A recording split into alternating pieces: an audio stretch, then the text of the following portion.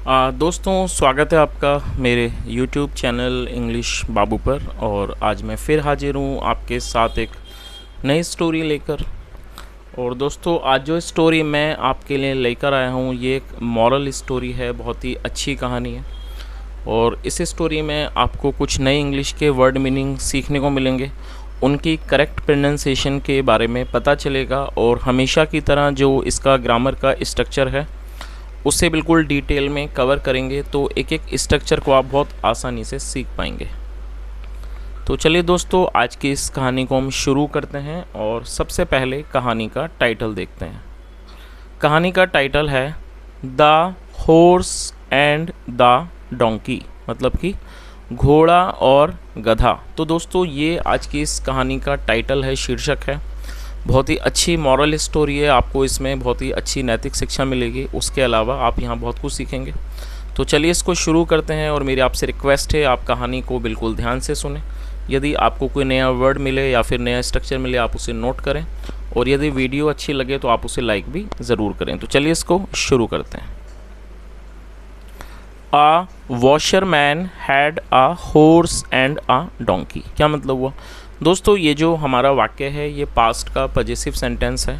Possessive का मतलब होता है जब हम ऐसा वाक्य बनाते हैं जहाँ ये दिखाते हैं कि पास्ट में किसी के पास कुछ था, वहाँ पर हम किसी भी तरह की ऑनरशिप दिखाना चाहते हैं, इसे ही पजेसिव कहा जाता है।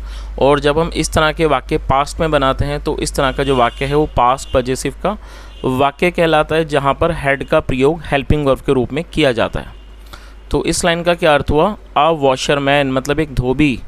अ washerman had a horse and a donkey मतलब एक धोबी के पास एक घोड़ा और एक गधा था। One day he was going to the market with both his beasts. और दोस्तों, ये हमारा past indefinite past continuous sentence है। पास्ट कॉन्टीन्यूअस का मतलब होता है जब हम पास्ट में ऐसा वाक्य बनाते हैं जहाँ पर वाक्य की टेल पर रहा था, रही थी जैसे शब्द आते हैं, जहाँ हम ये दिखाते हैं कि पास्ट में कोई क्रिया चल रही थी। इस तरह का वाक्य पास्ट कॉन्टीन्यूअस का वाक्य कहलाता है, जहाँ पर वॉज या वर का प्रयोग हेल्पिंग वर्ब के रूप में किया जाता है। तो क्या अर्थ हुआ कि एक दिन, वन डे एक दिन, he was going to the market वह बाज़ार जा रहा था, विद बोथ हिज बीस्ट का मतलब जानवर, अपने दोनों जानवरों के साथ, अपने दोनों पशुओं के साथ। It was a hot day, it was a hot day मतलब ये गर्म दिन था। The washerman had loaded his donkey with heavy bundles of clothes. क्या मतलब हुआ दोस्तों? इस वाक्य में हेड के साथ थर्ड फॉर्म का प्रयोग किया गया है। जब हम किसी भी वाक्य में हेड के साथ वर्ब की थर्ड फॉर्म का प्रयोग करते हैं तो इस तरह का वाक्य पास्ट परफेक्ट का वाक्य कहलाता है, जहाँ पर हेड का प्रयोग हेल्पिंग वर्ब के रूप में किया जाता है, साथ में थर्ड फॉर्म लगाई जाती है। लोड का मतलब होता है लादना। तो इसका क्या अर्थ हुआ कि the washerman had loaded his donkey मतलब कि धोबी ने हिज डोंकी मतलब अपने गधे को लादा हुआ था, with heavy bundles of clothes कपड़ों के भारी बंडल से अपने गधे को उसने लादा हुआ था, कपड़ों के भारी बंडलों से। द हॉर्स कैरिड नथिंग और जो हॉर्स था, घोड़ा था, कैरिड नथिंग वो कुछ भी नहीं ले जा रहा था, मतलब उसने ही वॉज कैरिड नथिंग। और कैरी का मतलब ढोना। द हॉर्स कैरिड नथिंग, जो हॉर्स था, घोड़ा था, वो कुछ भी नहीं ढो रहा था। The load on the donkey was so heavy और ये जो लोड था मतलब कि जो भार था, वज़न था, ऑन द डोंकी गधे पर, वॉज सो हैवी वो बहुत ज़्यादा था, मतलब कि वो अत्यधिक वज़न था। दैट की it could not even walk properly की मतलब वो सही से मतलब प्रॉपरली मतलब ठीक से ढंग से वो चल भी नहीं पा रहा था। चलिए आगे देखिए। It said to the horse. और दोस्तों, ये जो इट है ये एक प्रोनाउन है और इस इट को डोंकी के लिए यूज़ किया गया, गधे के लिए। प्रोनाउन का मतलब होता है हिंदी में सर्वनाम। जब हम किसी व्यक्ति या वस्तु के स्थान पर किसी दूसरे शब्द का प्रयोग करते हैं तो उसे प्रोनाउन कहा जाता है, जिसकी हिंदी होती है सर्वनाम। तो इसे इट को आप मानिए सर्वनाम, ये सर्वनाम है मतलब प्रोनाउन है और इसे गधे के लिए यूज़ किया गया है। It said to the horse मतलब उसने घोड़े से कहा, ब्रदर भाई, the load is killing me मतलब जो भार है इज़ किलिंग वो मुझे मार रहा है। Please share some load, share का मतलब होता है बांटना, प्लीज़ शेयर सम लोड मतलब थोड़े भार को बांट लो। चलिए आगे देखिए। द हॉर्स नीक्ड, नीक का मतलब होता है मना कर देना, ना में सिर हिलाना। जो हॉर्स था उसने मना कर दिया, नो नहीं। Why should I, why should I मतलब मुझे ऐसा क्यों करना चाहिए। We are made for riding, we are made for riding मतलब हम चलाने के लिए, राइड करने के लिए मतलब हम सवारी करने के लिए बने हैं। The donkey fell silent and kept walking huffing and puffing, क्या अर्थ हुआ। The donkey fell silent, silent का मतलब होता है खामोश। द डोंकी फेल साइलेंट, जो डोंकी था गधा था वो खामोश हो गया। एंड केप्ट वॉकिंग, और वो चलता रहा। हफिंग एंड पफिंग मतलब वो हाँफता हुआ चलता रहा, और वो चुप हो गया और वो हाँफता हुआ चलता रहा। The overload made the donkey stagger and fall down, क्या अर्थ हुआ। द ओवरलोड, और ये जो ओवरलोड था मतलब ये जो अत्यधिक भार था, मेड द डोंकी स्टैगर मतलब उसके कारण जो डोंकी था वो लड़खड़ा गया, एंड फॉल डाउन और वो नीचे गिर गया। चलिए आगे देखिए।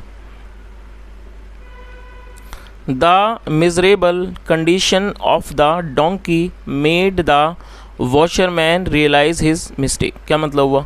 दोस्तों मिजरेबल एडजेक्टिव है जिसका मतलब होता है दयनीय। ऐसी स्थिति जिसे देख के दया आए उसे मिजरेबल कहा जाता है, और ये एडजेक्टिव है, आप इसे नोट कर सकते हैं, जिसकी हिंदी होती है दयनीय।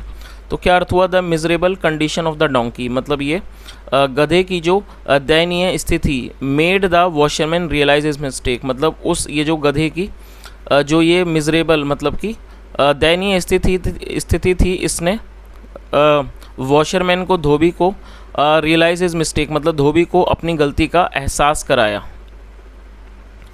It gave water to the donkey, उसने गधे को पानी दिया। And transferred all the load to the horse back, और उसने हॉर्स बैक मतलब घोड़े की पीठ पर सारे वजन को ट्रांसफ़र कर दिया, मतलब सारा जो भार था वो उसने घोड़े की पीठ पर डाल दिया। चलिए आगे देखिए। The load was really heavy, और ये जो लोड था, भार था, वो वास्तव में बहुत अधिक था, बहुत ज़्यादा था। द हॉर्स थॉट, ये जो हॉर्स था और ये थिंक की सेकंड फॉर्म है दोस्तों, और ये हमारा पास्ट इंडेफिनिट का अफर्मेटिव वाक्य है। थिंक मतलब सोचना और थॉट मतलब सोचा। द हॉर्स थॉट मतलब घोड़े ने सोचा। I should have listen to the poor donkey and accepted half of the load sportingly, क्या मतलब हुआ।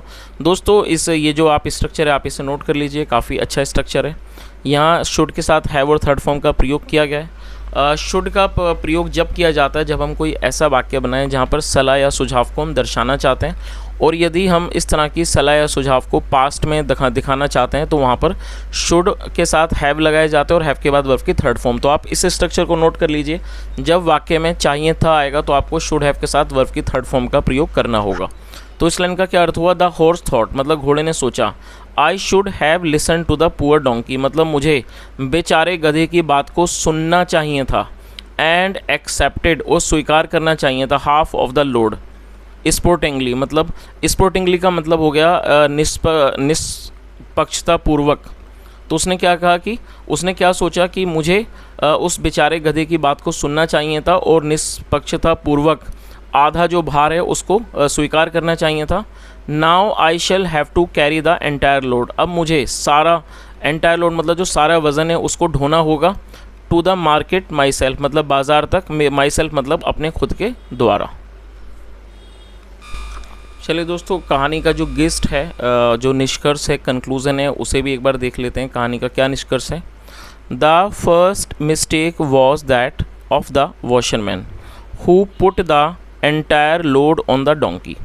दोस्तों हु रिलेटिव प्रोनाउन है, जब हम किसी का रेफरेंस देते हैं तो हु का प्रयोग किया जाता है। तो इस लाइन का क्या अर्थ हुआ, the first mistake was that मतलब जो पहली गलती थी वो ये थी कि ऑफ द वॉशरमैन वो पहली जो गलती थी वो धोबी की थी। Who put the entire load on the donkey मतलब जिसने सारा वज़न गधे पर लाद दिया। The second mistake was that of the horse और जो दूसरी गलती थी वो वॉज दैट ऑफ हॉर्स वो घोड़े की थी।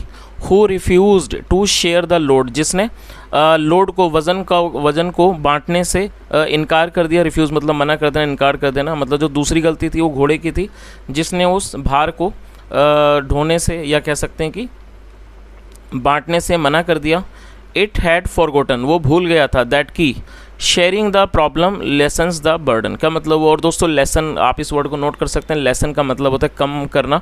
स्पेलिंग आप नोट कर लीजिए, LESSEN लेसन, और फिफ्थ फॉर्म है लेसन्स। तो ये हमारा प्रेजेंट इंडेफिनिट का वाक्य है जहाँ पर फिफ्थ फॉर्म का प्रयोग किया गया। तो इस लाइन का क्या अर्थ निकला कि इट हैड फॉरगॉटन, वो भूल चुका था कि sharing the problem lessons the burden, मतलब जो समस्या को जो साझा करना होता है, जो समस्या बांटी जाती है, लेसन्स द बर्डन, वो बोझ को कम कर देता है। एंड शेयरिंग हैप्पीनेस, और खुशियों को बांटने से इंक्रीजेस इस इट एट मैनी टाइम्स, वो इसको कई गुना बढ़ा देता है। तो इसका मतलब आपको समझ आ गया होगा दोस्तों, क्या कहा गया है कि यदि समस्या को किसी के साथ बांटा जाए तो वो कम हो जाती है, और खुशियों को दूसरों के साथ बांटा जाए तो वो बढ़ जाती है। एज ए रिजल्ट, परिणाम स्वरूप, the horse had to carry the entire load and repent, मतलब परिणाम स्वरूप जो घोड़ा था उसको सारा वज़न ढोना पड़ा।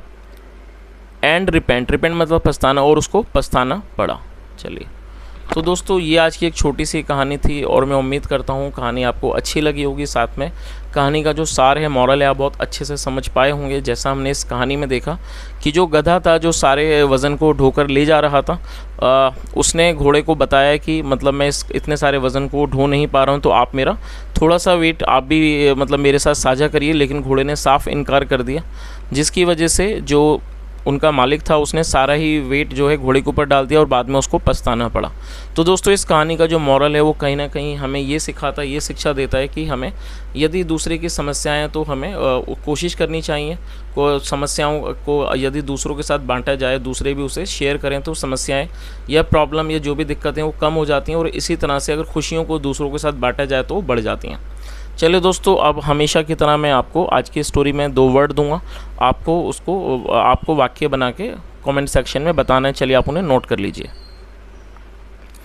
पहला वर्ड है रिफ्यूज्ड, REFUSED। दोस्तों रिफ्यूज़ का मतलब होता है मना करना, इनकार कर देना, और ये सेकंड फॉर्म है रिफ्यूज्ड। तो आपको एक वाक्य बनाना है और आपको उस वाक्य में इस वर्ड का प्रयोग करना है। सेकंड वर्ड भी आप नोट कर लीजिए। दूसरा है बर्डन, BURDEN, बर्डन। दोस्तों बर्डन का मतलब होता है बोझ। ये एक नाउन है, तो आपको एक वाक्य बनाना है और उस वाक्य के अंदर आपको इस वर्ड का यूज़ करना है। तो दोस्तों इस तरह से मैंने आपको 2 वर्ड दिए हैं, बर्डन जो कि एक नाउन है और रिफ्यूज़ जो कि एक वर्ब है। आपको 2 वाक्य बनाने हैं और आपको इन वर्ड्स का यूज़ करना है और आपको कमेंट सेक्शन में बताना है। दोस्तों इस स्टोरी कैसे लगी आप ज़रूर बताएं कमेंट के माध्यम से। यदि आपका कोई सुझाव हो तो वो भी बताएं, और यदि आपको वीडियो अच्छा लगा हो तो इसे लाइक करें, चैनल को सब्सक्राइब करें, और दोस्तों के साथ ज़रूर शेयर करें। जो लोग इंग्लिश सीखना चाहते हैं उनके साथ ज़रूर शेयर करें, क्योंकि इस तरह के जो ट्रांसलेशन की जो क्लासेस होती हैं शायद उनके लिए भी हेल्पफुल हो सकती है। यहाँ तक सुनने के लिए thank you so much. Have a nice day and bye.